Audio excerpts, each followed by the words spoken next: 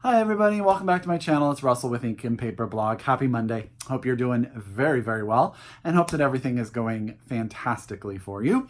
I am coming to you with my third video in a row, and that is because I am going to be traveling for the next 3 days. So I apologize, there will be no content for those 3 days, but I wanted to get a couple of videos up to start March and kick off what I'm hoping is going to be an excellent reading month for both you and me.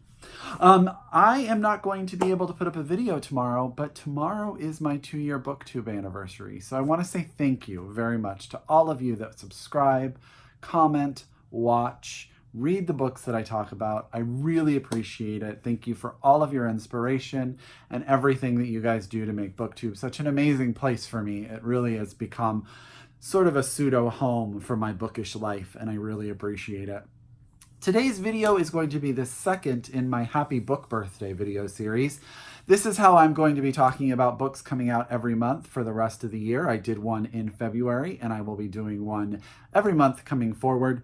And so we are going to be talking about releases that come out in March. Now, as I said in my last video, I don't get everything that I ask for, and I'm sent stuff that I don't know that I'm getting, and I love it, and it comes into this pile, and I go out and I go shopping and buy other books that didn't wind up in this pile. So this is not a definitive collection of everything coming out in March 2019. That'd be impossible.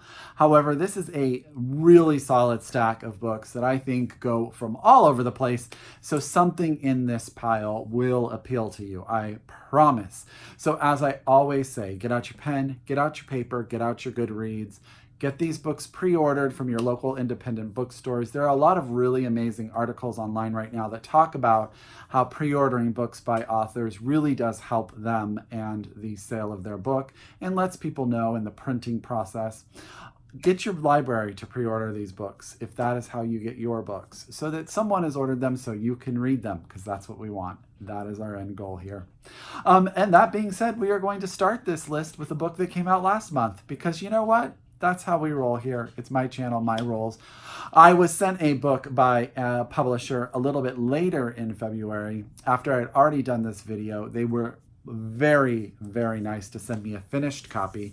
So I did not want to not mention it because I think it sounds fantastic. And that is Mother Country by Irina, Reyn. And this was sent to me by St. Martin's Press. So thank you so much, St. Martin's Press. Let's take a moment and look at this cover. It is gorgeous. Now, this is the story of Nadia. Nadia lives in South Brooklyn, where she is a nanny and also works in an old folks home. And she is a Russian immigrant to the United States. The sort of discussion of the book is that she is here and she's dealing sort of with, in her community, with the animosity between Russia and the Ukrainian immigrants that live in her community, and her think that she's a traitor. I'm going to use that word in quotation marks. Also politically in the world, Putin is making promises to bring the Crimean and Russia back together, and the Ukrainian president is talking about bringing a unified Ukraine together. So all of this politically is happening, and of course in the United States there's a lot of discussion about the immigrant experience and also how the people here deal with the immigrant experience from her perspective.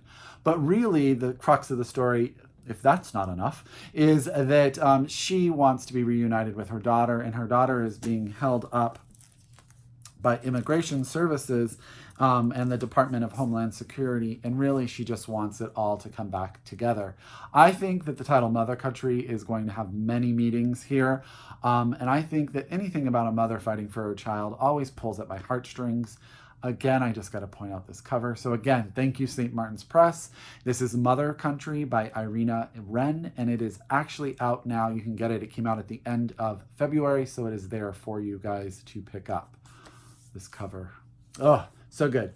Let's get into March. Now, this is a book that I've talked to you guys about a couple times on my channel. I have a finished copy, but I'm going to be showing you the ARC because the finished copy is by my bed and not in this room. That is The Silk Road by Kathryn Davis. This is out by Grey Wolf Press. Thank you so much, Grey Wolf. And I think it comes out tomorrow. I'm 99.9% sure. This is one of those books that's set in sort of an unknown place and with unknown people. So we're set in a labyrinth in the icy north. We have a group of people that are working together and being led by by a man who, at the time of the start of the novel, is leading a yoga class. And in that class, someone dies. And it leads the characters, which are all named for different aspects of who they are or what they do, really. We get to determine, and I are told their stories of how they've arrived at this location and how they have all become this unit. And then also, where are they going? What is the impetus for what they want to do with this experience?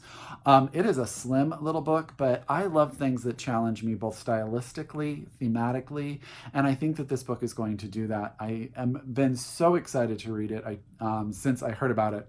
So that's The Silk Road by Kathryn Davis, out from Grey Wolf Press. There you go. The next book is out and was sent to me by Echo, and that is Little Faith by Nickolas Butler. Now, Nickolas Butler's last book, which was called The Hearts of Men, was pretty popular. You may have seen it. It was a cover, and it had sort of a Boy Scout uniform on the front of it. Nickolas Butler really does a fantastic job of discussing and analyzing sort of the family dynamic and keeping the family together. This is the story of Lyle. Lyle and his wife are an older couple that live in rural Wisconsin. Their daughter has returned with their grandchild after being estranged for some time, and life is finally starting to sort of get to normal. Lyle is very happy to have his granddaughter and his daughter home. Unfortunately, his daughter gets involved in a religious they don't call it a cult on the back, extremist group. The leader of this group believes that Lyle has the ability to heal people and wants Lyle to be part of their group. And so Lyle has to sort of come to terms with his faith or lack of faith and his desire to keep his family, his daughter and his granddaughter together as a unit. Everything about that sounds amazing. I have a feeling this book is going to make me cry. I don't know why, but I just have that feeling. That is Little Faith by Nickolas Butler. This is out from Echo, and I want to thank you so much for this early copy. And I'm pretty sure this comes out on the 12th. I'm like 99% sure. I shouldn't make any promises. I wrote them all down, and then I didn't want them on the back of the books. So March, beginning of March. The next book is another finished copy that was nicely sent to me by Source Books Landmark Press, and this is Woman 99 by Greer Macallister. This story is the story of, let me get a name, Charlotte and her sister. They're from a wealthy family, and Charlotte's sister is put into an asylum for reasons that are unclear. And what happens is our main character enters the asylum so that she can figure out what is going on with her sister. And when she gets in there, her name is removed and she is called Woman 99. And as she is in there, she finds out that there are a lot of women in there that are not in there because they actually have some sort of mental illness. They're there because they're difficult or an issue for their family unit. And as that goes on, as you can imagine, the people in charge of the asylum don't want that sort of secret to get out because these wealthy families are paying a lot of money to make these troublesome daughters or sisters or whatever disappear. I love everything about that premise, and I am absolutely rooting for Charlotte and Woman 99 and her sister. I just think that even before I started, I'm on their side. So I think that sounds really good. So again, thank you to Source Books Landmark. Sorry, I'm tripping over that. This is Woman 99 by Greer Macallister, and it comes out in the middle of March. Okay, next is also a book that is coming out in the beginning of March, and that is The Irishman's Daughter by V.S. Alexander. This was sent to me by Kensington Fiction.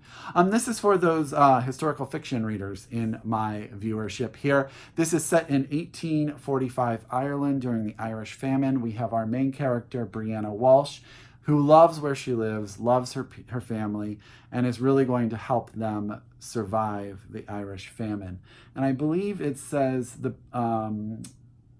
there's all sorts of issues. People come in and out. Decisions are made about farming and about the crops, and then the potato crop fails. So this is going to be one of those books that's going to be about families surviving something that was very difficult. And the Irish potato famine is something that we all have heard of. And I don't know that this is that exact one, but it's the famine of 1845. So there you go. The Irishman's Daughter by V.S. Alexander. I think that's so, yeah, I'm excited for that one too.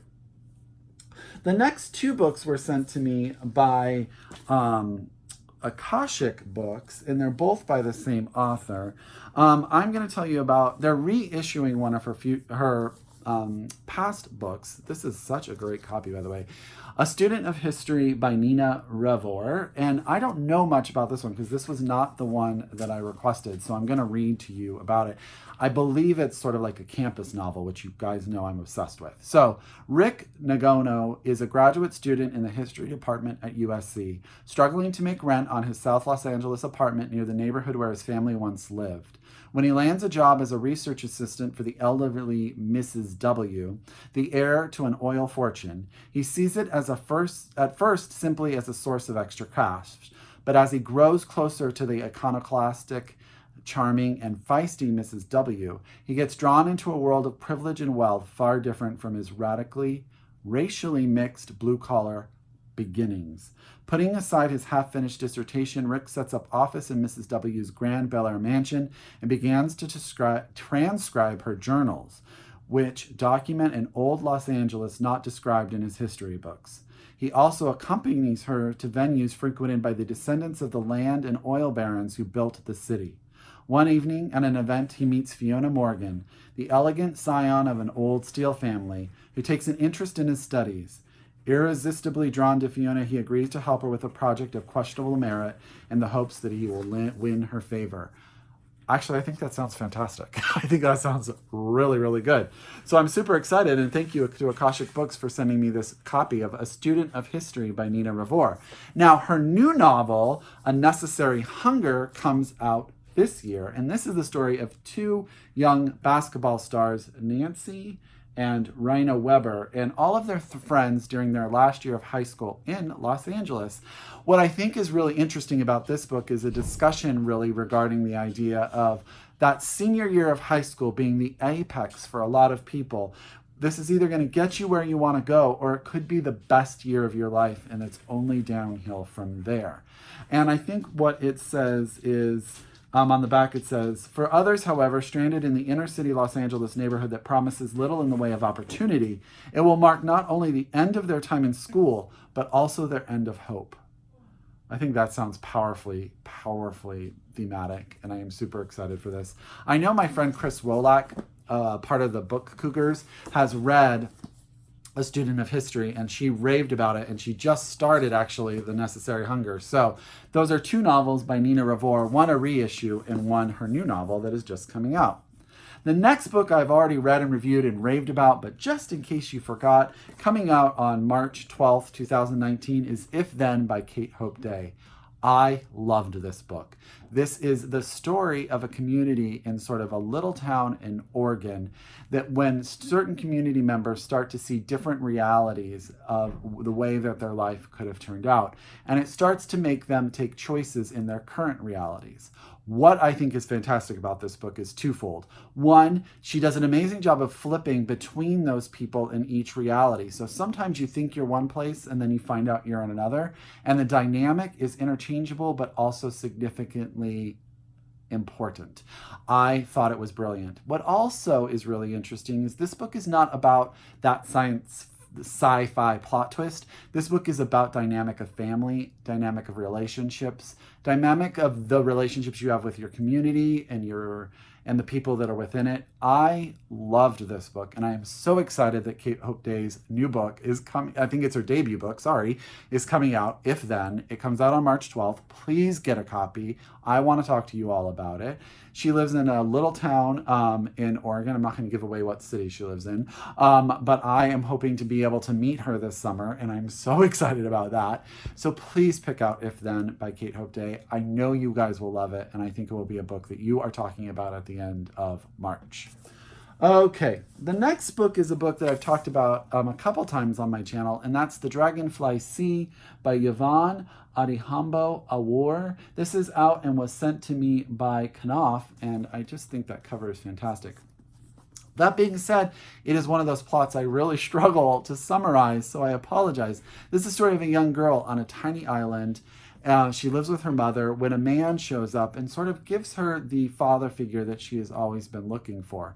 However, with his arrival, life starts to change on the island for her, and she starts on a sea journey, which leads her to a bunch of different people, bunch of different experiences, but eventually leads her home. I think it's going to be one of those tales of a person on the water, learning about themselves, but also learning about the community that they come from and the people that are important to them. I think this cover is just, and the more I stare at it, I'm in love with it. So, The Dragonfly Sea by Yvonne Adhiambo Awar. And I don't know much about her, but I am super excited for this book. So, thank you very much, Knopf. Very, very much. The next graphic novel, there you go. That's a word I don't say too often, but there you go. Was sent to me by Quirk Books. Now, if you guys don't know Quirk Books, they are a small publisher that do kind of off-the-wall, fun books. They were the first publishers of Miss Pennegrew's School for Peculiar Children. I'm not sure if I'm getting that right. Before that book absolutely took off. They did the spy thriller with Obama and Biden that came out last year. And this year they have sent me this graphic novel. It's called Giraffes on Horseback Salad. This is sort of an idea of a lost movie for the Marx Brothers with the script written by Salvador Dali. This was written by Josh Frank, adapted with Tim Hendrick, and illustrated by Manuela Pertega. And it's subtitled The Strangest Movie Ever Made. Now, I don't know much about the Marx Brothers. I don't know much about any of this. But for some reason, I opened this book and it just made me laugh. But the art is somewhat fantastic. Look at that. Isn't that gorgeous? But it's like in the same time, it's irreverent because it's the Marx Brothers. So you know you're going to have sort of a smirk on your face the whole entire time that you are reading this book. So I'm super excited to see how this is going to turn out. I have no expectations, but I feel like it's going to be one of those things that I just sit down one afternoon and rush through and probably laugh my head off. So that's Giraffes on Horseback Salad by Josh Frank, Tim Heidecker? Sorry about that. And illustrated by Manuela Pertega. So thank you very, very much. Quirk Books treats me pretty well. Two left. I've already talked about Queenie by Candice Carty-Williams. This is one of my most anticipated reads of this month. This was nicely sent to me by Scout Press, and it comes out towards the end of the month. I want to say on the 19th. Yes, the 19th. This is the story of Queenie. Queenie, she is a Jamaican, half Jamaican, half British woman living in London, struggling between two cultures where she doesn't quite fit in. And this is really a story of just her life. She's going through a breakup from a man, and that is defining some of the issues that she's having with life and all of the other stuff. I want to just say, after a messy breakup from her long-term white boyfriend, Queenie seeks comfort in all the wrong places, including several hazardous men who do a good job of occupying brain space and a bad job of affirming self-worth. If that isn't true. So I'm super excited for this. I think this cover is phenomenal. This is Queenie by Candice Carty-Williams, and it is out on March 19th. Thank you very much to Scout Press for sending me this copy. Last but not least is a book that I have read, raved, and was heartbroken that it was not on the Women's Long List for Fiction Prize. And that is The Other Americans by Laila Lalami. I loved this book. The story of a Moroccan family that moves to the Mojave Desert of California, and the patriarch is killed in a hit-and-run car accident. This book deals with family and grief. It deals with finding yourself in a new community where you always are slightly outside the norm. And it also deals with relationships between mothers, fathers and wives, daughters and parents. There's so much to love about this book. The language is phenomenal, and if I'm not enough of a review to get you to buy this book, Roxane Gay gave this book 5 stars, so there you go. That's The Other Americans by Laila Lalami, and it comes out at the very end of March. And it has a different cover. I should pull that up. This is what it's going to look like. The ARC has a different cover, but I loved this book. So that is a stack of quite a few books that are coming out in March. I hope that I was able to pique your interest on a number of them and that they made it onto your Goodreads or TBR or handwritten, however you do it. Please, as I always say, pre-order them from your local independent bookstore. Have your library do it so that they are there and ready for you when you're ready to read them. As always, if you're a return subscriber, thank you very, very much. If you're new to my channel, I hope this video keeps you around and you want to see more of what I do. Until next time, as always, I wish you happy reading, and I'll talk to you soon. Bye!